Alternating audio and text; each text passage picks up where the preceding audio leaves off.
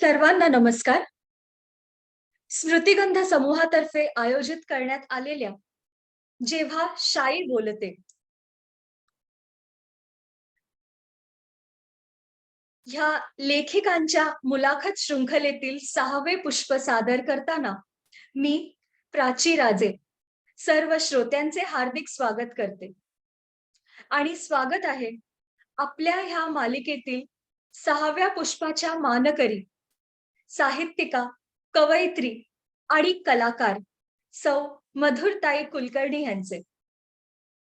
मधुरताई, तुम्ही एक उत्तम कथालेखिका म्हणून सुपरिचित आहात आणि तुमचे साहित्य फेसबुक किंवा इतरही अनेक ऑनलाईन पोर्टल्स वरून सतत प्रकाशित होत असते.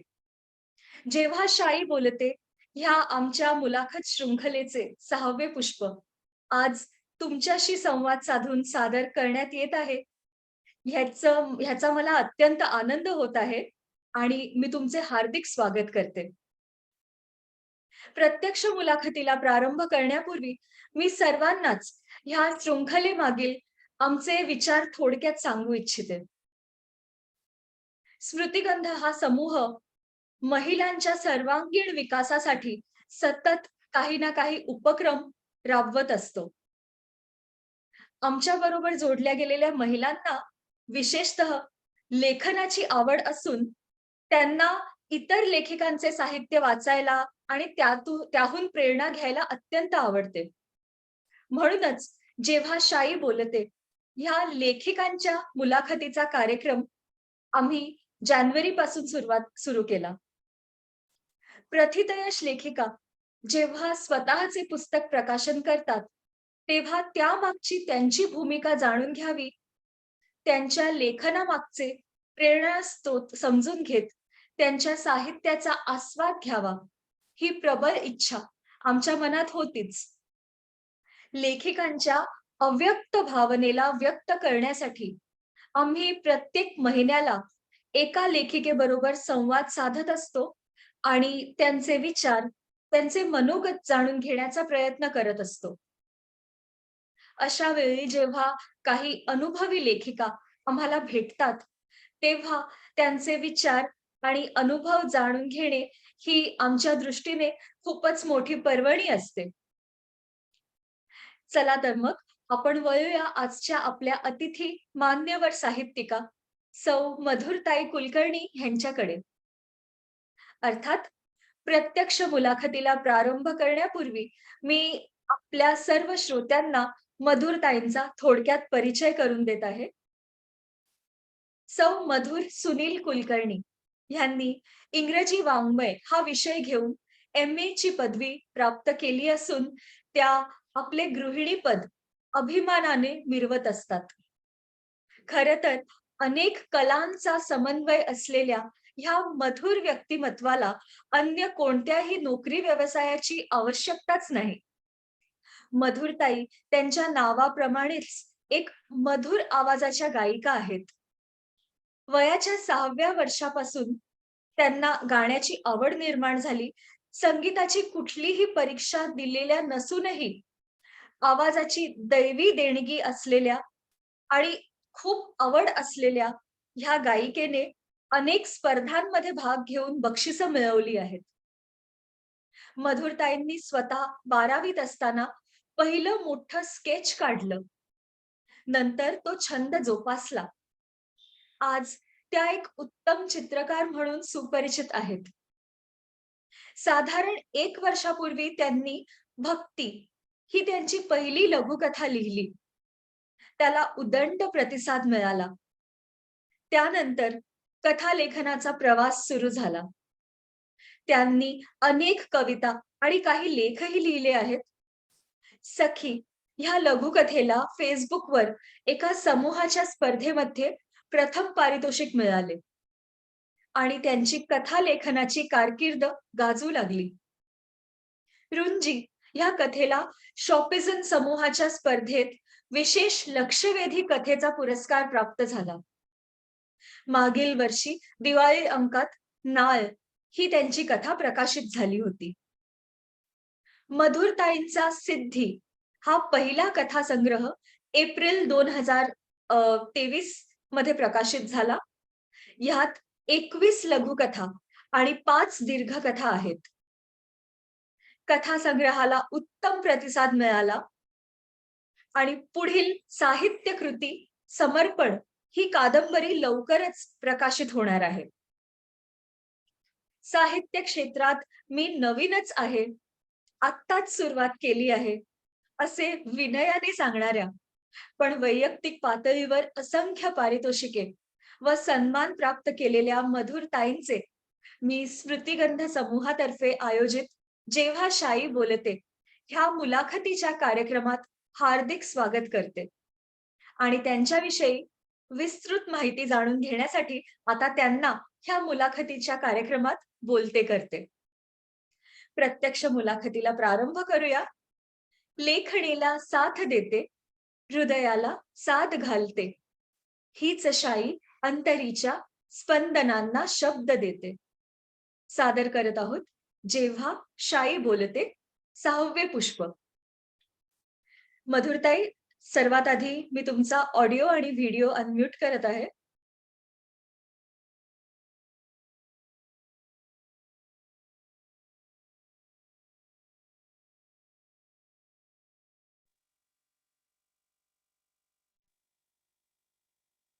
नमस्कार. नमस्कार ताई, आपले हार्दिक स्वागत. सर्वप्रथम मी स्मृतिगंध प्रतिष्ठानचे, मृदुलाताईंचे, प्राचीताईंचे खूप खूप आभार मानते, की त्यांनी जेव्हा शाई बोलते या सदरात मला आमंत्रित करून मला सन्मान दिला. खूप खूप आभार. धन्यवाद ताई, तुमचेही हार्दिक स्वागत करते सर्व श्रोत्यांच्या तर्फेही. आणि ताई, आता आपल्याला बोलतं करते. आपल्याला पहिला प्रश्न असा विचारत आहे, की तुमच्या खऱ्या साहित्यिक प्रवासाकडे वळण्याआधी आपण आपल्या कौटुंबिक पार्श्वभूमीबद्दल सांगा. तुम्हाला परिवारामध्ये काही साहित्यिक पार्श्वभूमी लाभली आहे का? आणि तुमची परिवारातील, कुटुंबातील प्रेरणास्थाने काय आहेत? तुम्ही बालवयापासून तुमच्यावर कोणते साहित्यिक संस्कार झाले आहेत, ह्याबद्दलही आम्हाला सांगा. मी खरं मूळची नागपूरची आहे. माझे वडील अनंत देव आर्किटेक्ट होते. आई पुष्पलता देव गृहिणी होती. आणि आमच्या घरी वाचनाची सगळ्यांनाच खूप आवड होती. मी लायब्ररीमध्ये सतत पुस्तकं आणायचे घरी आणि वाचन हे आमच्याकडे होतंच. म्हणजे वेगवेगळे मासिकं, चांगले आत्मचरित्र खूप वाचायचो लहानपणी. आणि माझे आजोबा, माझ्या आईचे वडील प्राध्यापक माधव लक्ष्मण व्यवहारे हे मोठे साहित्यिक होते. त्यांचा माधवी हा कथासंग्रह प्रकाशित झाला होता. त्यांचं थोडंसं माझ्यामध्ये आलं असावं आणि माझी आई पण कविता करायची. आणि आवड म्हणजे पहिली कादंबरी मी मृत्युंजय जेव्हा वाचली होती, साधारण मी 8वीत वगैरे असेन तेव्हा. त्या त्या कादंबरीपासून मी प्रचंड म्हणजे वाचनाची आवड निर्माण झाली मला. खूप झपाटल्यासारखे झाले होते मी तेव्हा. त्याच्यानंतर खूप पुस्तकं वाचली, मासिकं वाचली, दिवाळी अंक प्रचंड वाचली, आत्मचरित्र खूप वाचली. पण मृत्युंजय हे कारणीभूत ठरलं माझ्या म्हणजे वाचनाची आवड निर्माण व्हायला. वाह! वाह! खूप छान. मधुरताई, आणि तुम्ही आपल्या आजोबांबद्दलही बोललात. नक्कीच त्यांचा साहित्यिक वसा तुम्ही चालवत आहात आजही. त्यांचे गुण, त्यांच्या लेखनशैली काहीतरी तुमच्या अंगात नक्कीच आली असणार, त्याची मला खात्री आहे. त्यांचं अजून मी काही वाचलेलं नाही, पण नक्कीच आम्हाला त्यांच्याही बद्दलही अजून तुमच्याकडनं जाणून घ्यायला आवडेल. आणि तुमच्या आईंबद्दलही तुम्ही उल्लेख केलात, की त्याही कवयित्री होत्या. मधुरताईंच्याही काही कविता आपण पुढे ऐकणार आहोतच. तर आता मी माझ्या पुढच्या प्रश्नाकडे वळते. वाचनाच्या आवडीबद्दल तर तुम्ही सांगितलंत. पण स्वतः काहीतरी लिहावं, बालवयात किंवा किशोरवयात अ, हे कधी वाटलं तुम्हाला? आणि ते काय होतं ते पहिलं असं साहित्य एका मुलीचं लिहिलेलं, ज्याला तिला भरभरून प्रतिसाद मिळाला, सगळ्यांचं कौतुक मिळालं आणि तिला स्वतःला जाणवणं, की मीही लेखन करू शकते. हे कधी, कोणत्या वयात घडलं? 8वीत असताना एक निबंध आम्हाला सांगितला होता, मी शिक्षिका असते तर. तो अच्छा. निबंध म्हणजे मी लिहिला तो आणि तो माझ्या टीचरना इतका आवडला, की त्यांनी वर्गात सगळ्यांना आवर्जून तो दाखवला आणि खूप माझं कौतुक केलं, की खूप छान लिहिलंयस म्हणून. पण त्याच्यानंतर काही असं मला म्हणजे लिहायचं वगैरे असं काही कधीच वाटलं नाही असं म्हणजे असं कधी मनात आलं नाही. पण सांगते ना, म्हणजे माझं अक्षरशः म्हणजे आपण ॲक्सिडेंटल म्हणतो तसंच हे लिखाण ॲक्सिडेंटल सुरू झालं माझ्या आयुष्यात. म्हणजे माझा कल खरं गायनाकडे होता. पण लेखनाकडे आता जास्त माझा कल झालाय असं झालंय. तर ताई तुमचं शिक्षण इंग्लिश एम-ए आहात तुम्ही पदवीधर. तर इंग्रजीमध्येही काही लेखन करता का मराठीपर्यंतच नाही, मी अजून अजून तरी? तरी नाही केलं इंग्लिशमध्ये. अच्छा. मराठीतच केलं होतं. चालेल, चालेल. पुढेही प्रयत्न करा इंग्लिशमध्ये मलाही वाचायला खूप आवडेल. Thank you. ताई, ह्यापुढे तुम्हाला विचारू इच्छिते, अं, आपण साहित्य क्षेत्रात पुढे मोठी झाल्यावर काहीतरी करून दाखवावं, ह्याची प्रेरणा तुम्हाला कशी आणि कधी मिळाली? एक 4 वर्षापूर्वी मी WhatsApp समूहामध्ये फुलोरा कलेचे माहेरघर जॉइन केलं आणि तिथे रोज एक उपक्रम असायचा. एक ते विषय द्यायचे आणि त्याच्यावर कविता करायची असायची. म्हणजे षडाक्षरी, अष्टाक्षरी किंवा मुक्तछंद. तर त्यात मी रोज एक कविता करत गेले आणि असं जाणवलं, की हे थोडंसं जमतंय मला म्हणजे. अगदीच नुसतंच र ला ड, ट ला ट असं होत नाहीये. काहीतरी आपल्यात असं आहे म्हणजे असं लिहावं असं. आणि मी तिथून सुरुवात केली. त्याच्यानंतर शुभंकरोती साहित्य समूह मी जॉइन केला. तिथे कथेला मला खूप वाव मिळाला. तिथे वेगवेगळ्या विषयांवर कथालेखन करायला सांगायचे.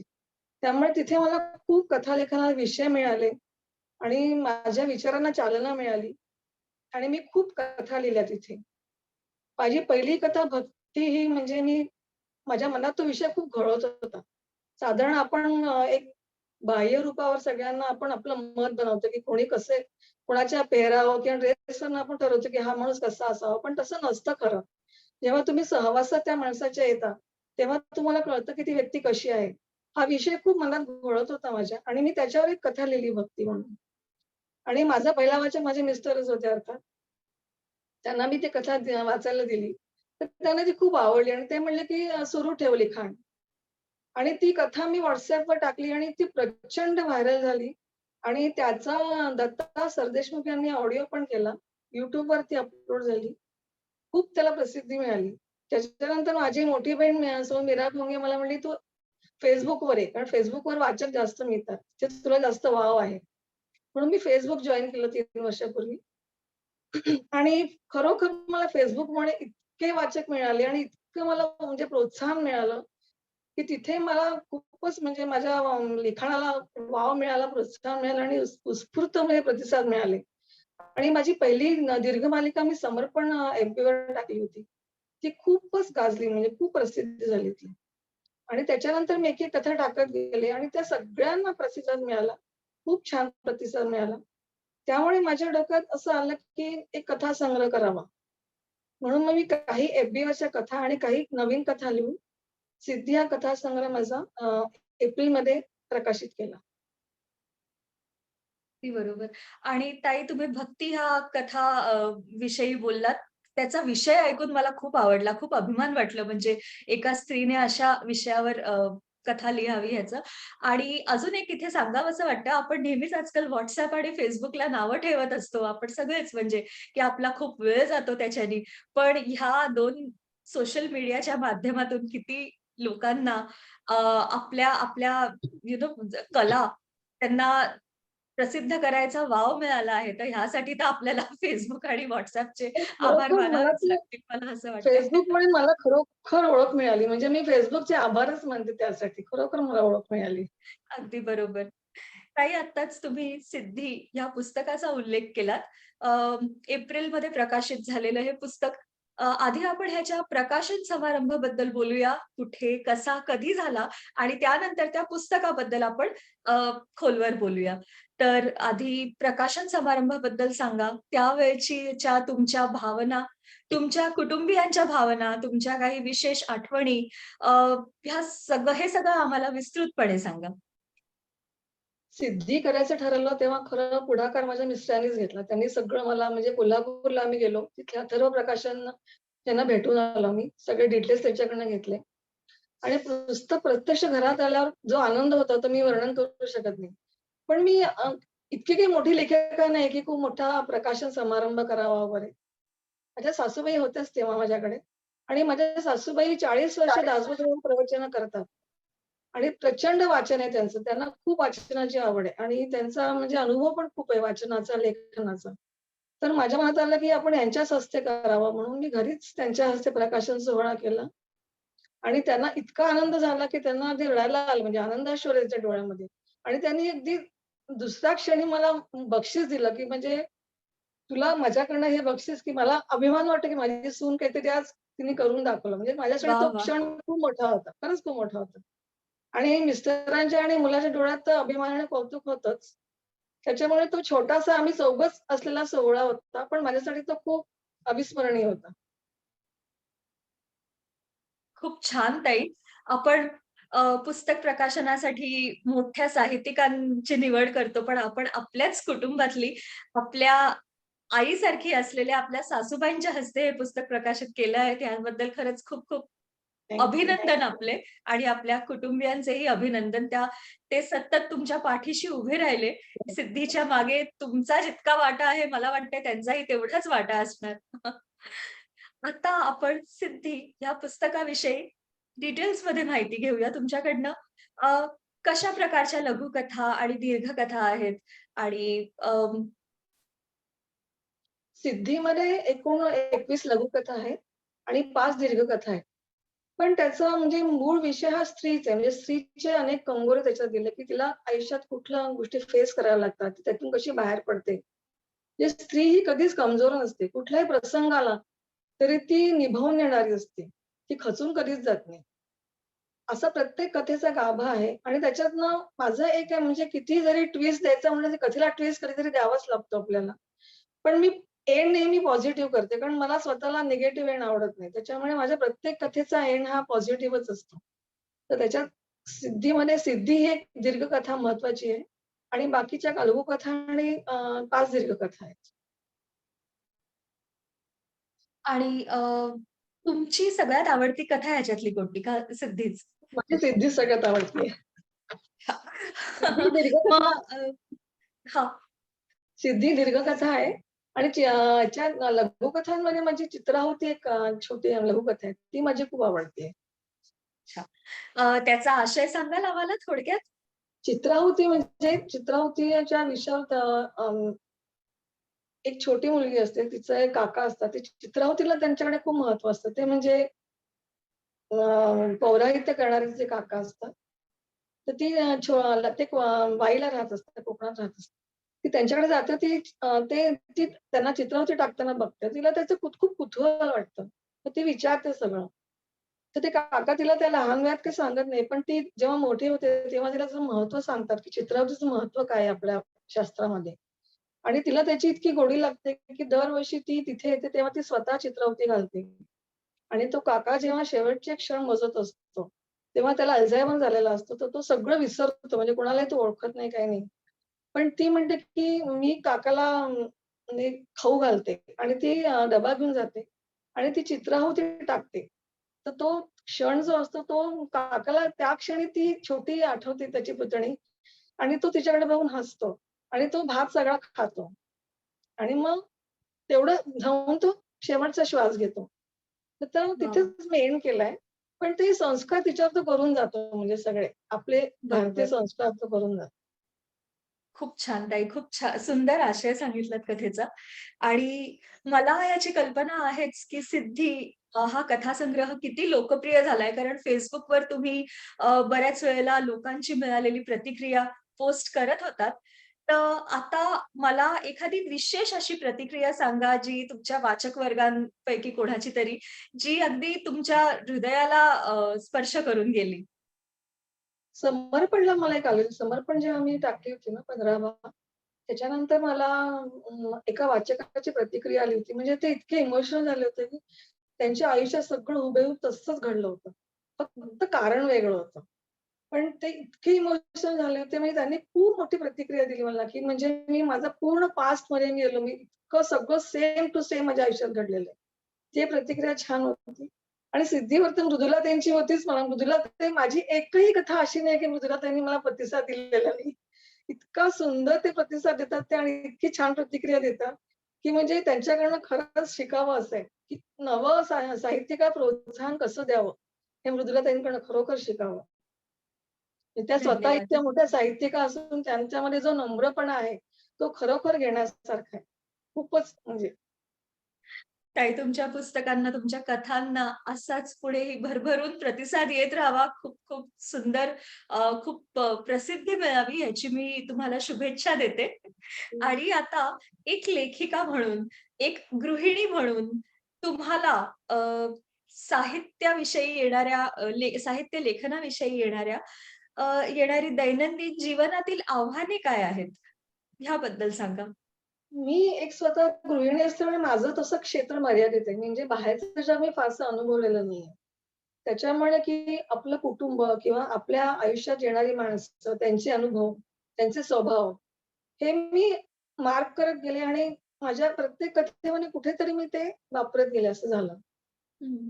आणि शेवटी कथा ही काय म्हणजे माणसांचे स्वभाव, त्यांचे कंगोरे याच्याभोवतीच गुंफत असतो ना आपण. त्याच्यामुळे माझे जे अनुभव होते किंवा मी जे आजपर्यंत वाचन केलं, जे मी लक्षात ठेवलं, ते मी त्याच्यात जे वापरत गेले आणि तशा कथा होत गेल्या. आणि माझा आदर्श तसं बघितलं तर वपू काळे किंवा आशा बगे आहेत. कारण त्यांचं लेखन इतकं सहज, सुंदर आणि इतकं म्हणजे असं म्हणजे ओघवतं असतं, की ते खूप मनाला भिडतं असतं आणि साधे-साधे प्रसंग असतात, पण खूप छान वाटतात वाचायला.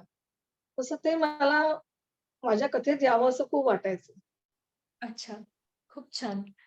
आणि ताई एखादा असा प्रसंग आठवतोय का जेव्हा तुमच्या कुटुंबाची भक्कम साथ मिळाली नसती, तर तुमची एखादी कथा पूर्ण नसती झाली किंवा एखादा काही अशी मोठी लेखनाच्या संदर्भातली अडचण आली असती, पण त्याच्यात तुमच्या कुटुंबियांनी तुम्हाला काय म्हणतात अगदी तारून नेलं त्याच्यातनं, त्या अडचणीतनं बाहेर काढलं, असं काही?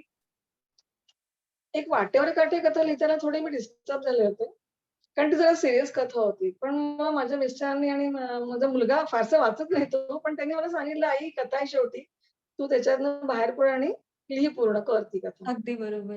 हं, खूप छान ताई. अशा पारिवारिक साथ मिळते तेव्हाच एक एक स्त्री आपल्याला हवं ते त्या पद्धतीने करू शकते. तुमच्या कुटुंबियांसाठी टाळ्या वाजवत आहे.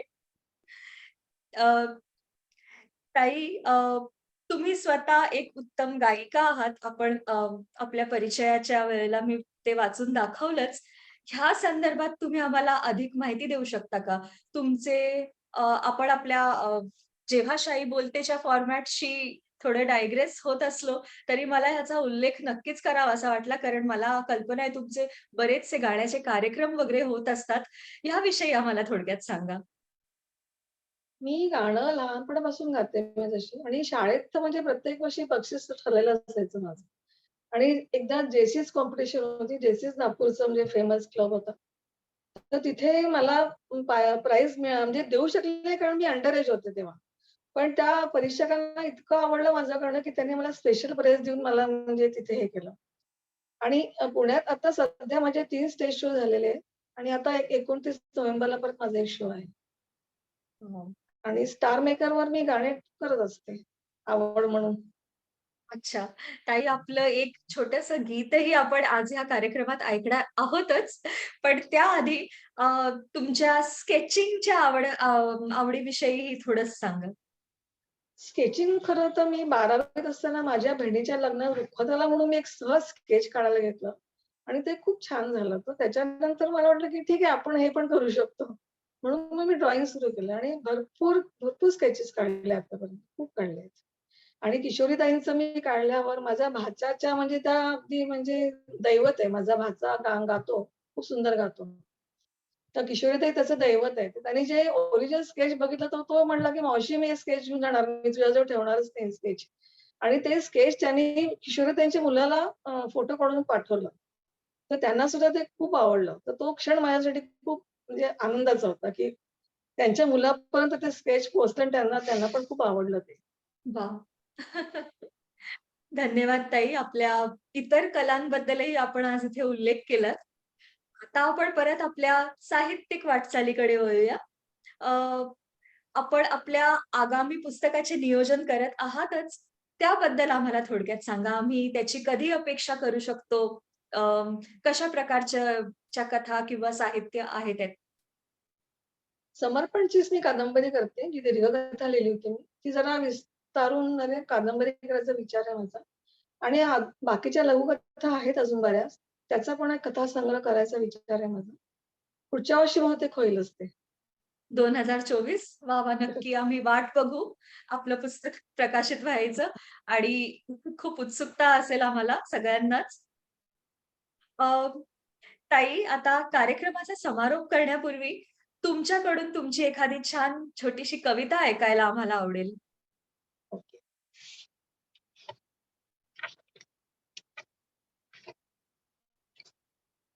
गुप्तछंदातली कविता आहे. सरिता. तुझं अस्तित्व तरी काय गं? उगमाला अगदी दिसेल ना दिसेल.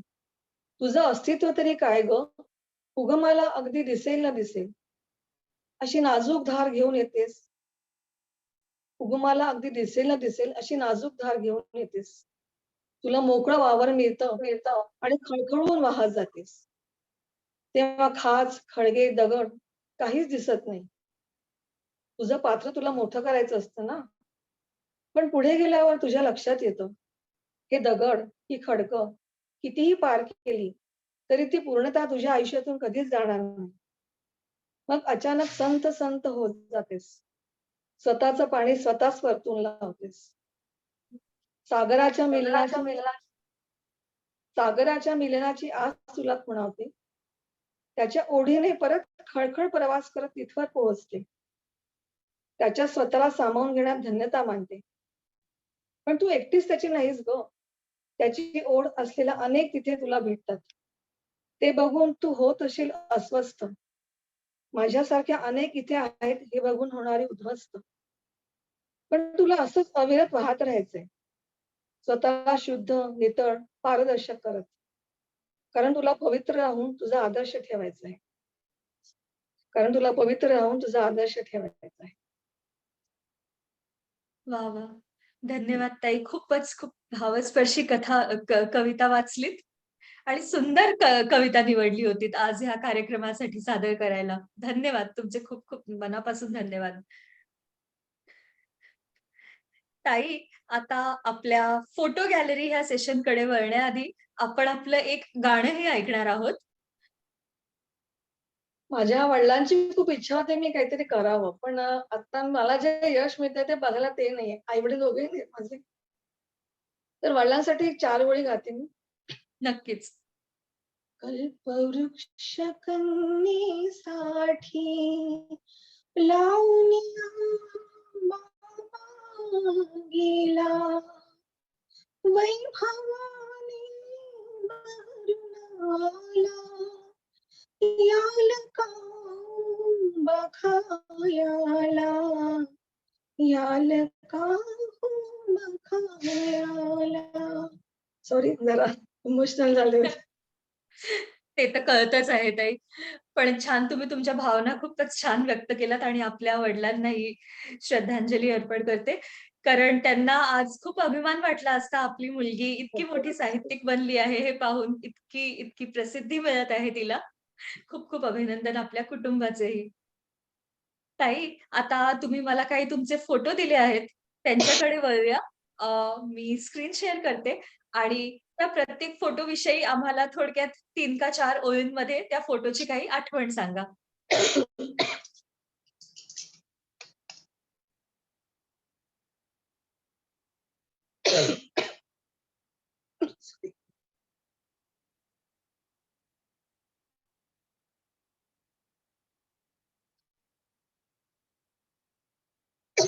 हा पहिला फोटो.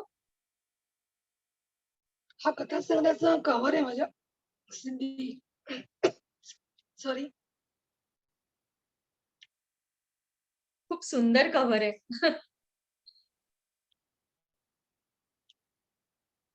या सासूबाई आहेत माझ्या. घरी आम्ही प्रकाशाच्या प्रकाशन केलेलं. वेळची आठवण का?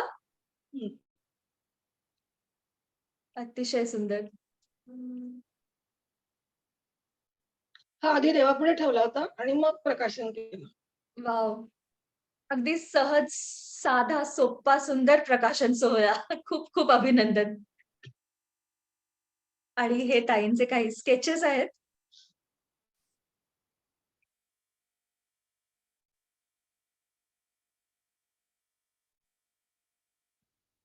खूप सुंदर ताई. प्रत्येक चित्रातले भाव अगदी वेगळे जाणवतायत.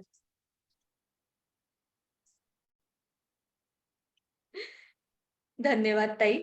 खूप छान वाटलं आज इथे आपल्याशी संवाद साधून आपल्याबद्दल जाणून घ्यायला.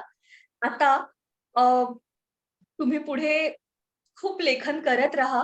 पण तरी मी तुम्हाला विचारू इच्छिते, नवीन साहित्यिकांना काय संदेश द्याल? मी इतकी मोठी नाहीये खरं संदेश देण्याइतकी. पण मी एकच सांगते, की खूप क्लिष्ट, असं गूढ आणि दीर्घ लिहिण्यात काही हे नसतं. कारण त्याच्यात कारण वाचकांची ना आता आवड पण बदलली आहे. त्याच्यामुळे सहज सोपं लिखाण लोकांना खूप आवडतं. हो, म्हणजे तसं थोडक्यात द्यावं खूप असं काही म्हणावं बोलून हां. जाणं म्हणजे खूप अगदी योग्य. क्लिष्ट, दीर्घ म्हणजे कंटाळवाणं असं लिहू नये असं माझं मत आहे. अर्थात अगदी मी बरोबर. इतकी ग्रेट मी नाहीये कोणाला काही सांगण्याइतकी. पण असं मला नाही, वाटतं. नाही. अगदी, अगदी योग्य विचार आहेत आणि आजकालच्या नवीन पिढीला असतं ना सगळं हां. अलग अलगची आजकाल फॅशन आली आहे. सगळं थोडक्यात हवं आणि असतं, इन्स्टंट हवं विषय असतं. पण खूप बदलले आहेत ना, आता पूर्वीसारखं राहिलं नाही. विषय खूप बदलले, सगळंच बदललंय. त्याच्यामुळे त्या अनुषंगाने कथा लिहावा असं मला वाटतं म्हणजे. अगदी योग्य म्हणजे ताई. तुमचे छान, छान संवाद, विचार तुमचे आहे. संवाद सगळे तसे त्या टाइपचे असावेत किंवा वातावरण निर्मिती तशी असावी असं मला वाटतं. अगदी बरोबर. धन्यवाद ताई. आज आपण इथे आपल्याबरोबर संवाद साधायला मान्यता दिलीत म्हणून. एक फॉर्मॅलिटी आहे आमच्या कार्यक्रमाची. एक छोटंसं डिजिटल प्रमाणपत्र आम्ही आमच्या अतिथी वक्त्याला देतो. ते आता मी इथे सर्वांसमोर डिस्प्ले करत आहे आणि ते मी तुमच्यापर्यंत नक्कीच पोहोचवणार आहे. Facebookच्या माध्यमातून मी तुम्हाला त्या पोस्टमध्ये टॅगही करीन. आपल्याला इतर मीडियमवरही त्याचा ते पोस्ट करता येईल. ते मी इथे प्रेझेंट करत आहे.